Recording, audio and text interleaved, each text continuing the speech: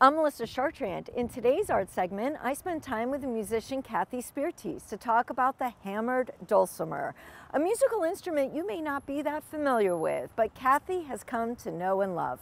It is certainly not the most portable item, but she manages just fine, and as an added treat, you'll hear some playing time as well.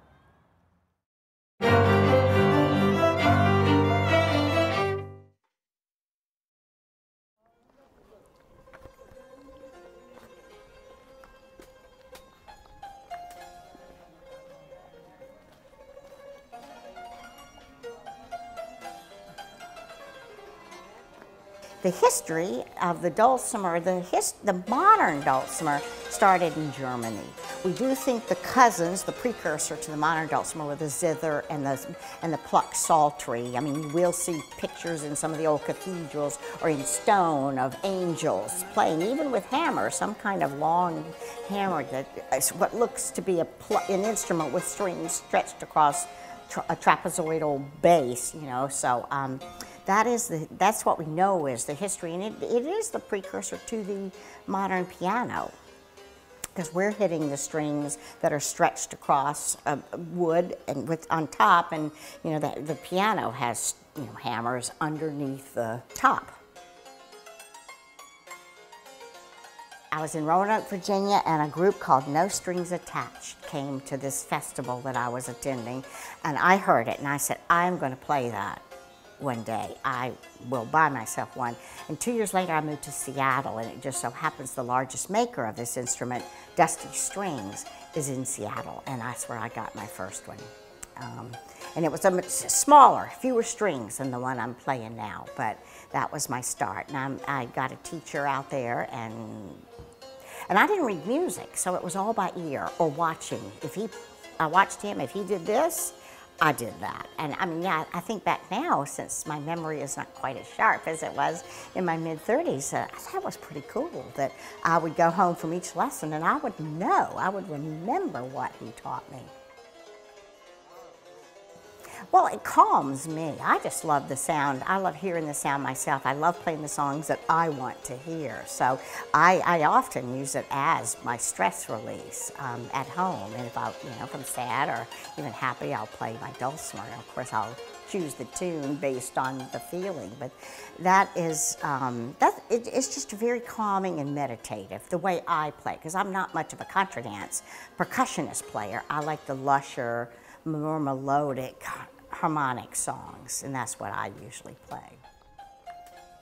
Well, when I first came to Cotuit, the first time I really played in public was at the Cotuit Center for the Arts. They were doing this solstice, no, it wasn't a solstice, Christmas program, which was a medieval program, the way they put together music and some stories.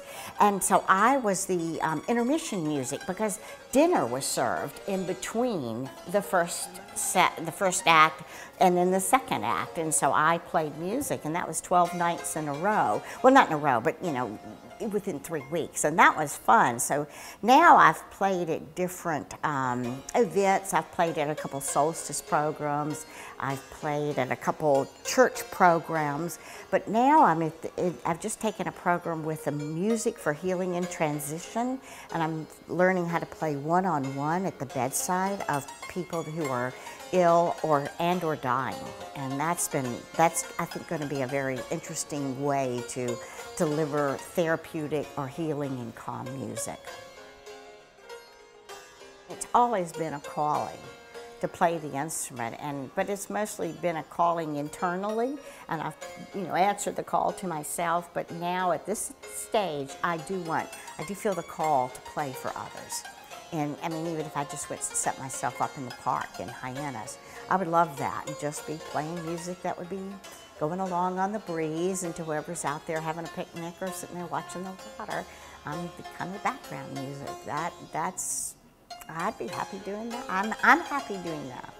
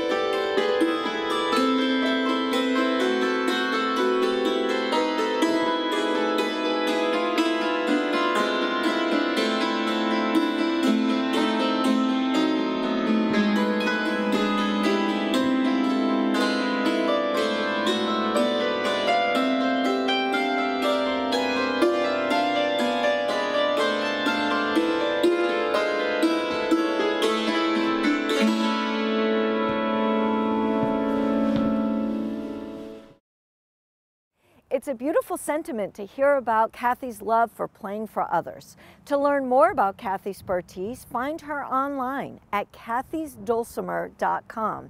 And to learn more about the events and programs in the town of Barnstable, head to ArtsBarnstable.com. For Inside Arts Barnstable, I'm Melissa Chartrand, wishing you an artful day.